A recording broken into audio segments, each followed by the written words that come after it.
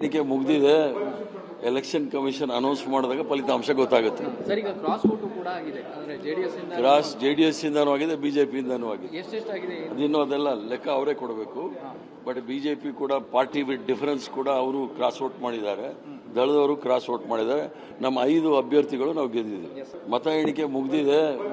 Election commission announce ಮಾಡಿದಾಗ ಫಲಿತಾಂಶ ಗೊತ್ತಾಗುತ್ತೆ. ಸರ್, ಈಗ ಕ್ರಾಸ್ ವೋಟು ಕೂಡ ಆಗಿದೆ. ಅಂದ್ರೆ ಜೆಡಿಎಸ್ ಇಂದನೂ ಆಗಿದೆ, ಬಿಜೆಪಿ ಇಂದನೂ ಆಗಿದೆ. ಎಷ್ಟೆಷ್ಟಾಗಿದೆ ಅದಿನ್ನೂ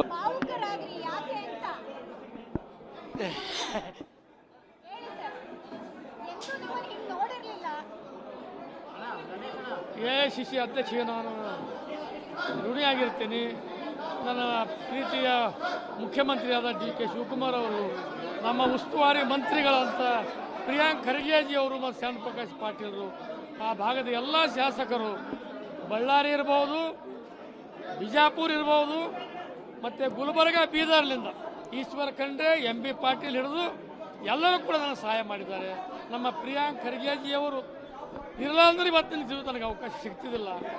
ಭಾಳ ನನ್ನ ಬಗ್ಗೆ ಕೋಲಿ ಸಮಾಜದವರು ಆ ಭಾಗದಲ್ಲಿ, ಕಲ್ಯಾಣ ಕರ್ನಾಟಕದ ಭಾಗದಲ್ಲಿ ಭಾಳ ಮಂದಿ ಇದ್ದಾರೆ. ಅವರಿಗೆ ಅನುಕೂಲ ಆಗಬೇಕು, ಆ ಭಾಗದ ಜನರಿಗೆ ನನ್ನಿಂದ ಏನೋ ಸಹಾಯ ಆಗಬೇಕಂತ ಹೇಳಿ ನಮ್ಮ ಪ್ರಿಯಾಂಕ್ ಖರ್ಗೆಜಿಯವರು ನನಗೆ ಅವಕಾಶ ಮಾಡಿಕೊಟ್ಟಿದ್ದರು. ನಾನು ನಿಮ್ಮ ಮುಖಾಂತರ ಅವರಿಗೆ ನಾನು ಋಣಿಯಾಗಿದ್ದೀನಿ. ಇಷ್ಟು ನಮ್ಮ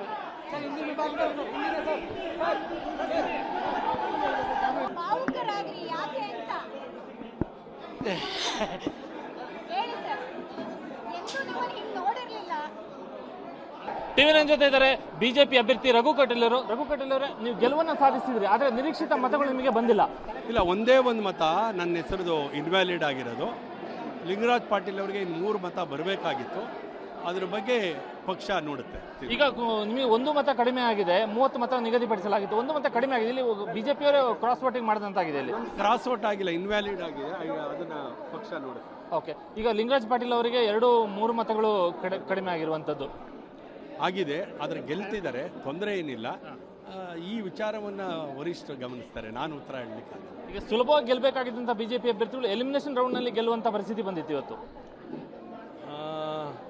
ಹೌದು, ಆದರೆ ಅದನ್ನೆಲ್ಲ ಈಗ ವರಿಷ್ಠರು ನೋಡ್ತಿದ್ದಾರೆ. ನಿಮ್ಮ ಗೆಲುವಿಗೆ ಏನು ಹೇಳ್ತೀರಿ?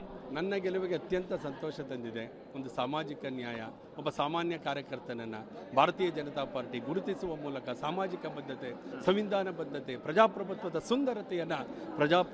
ಸುಂದರತೆಯನ್ನು ವಿಧಾನಸೌಧದಲ್ಲಿ ಕಮಲದಂತೆ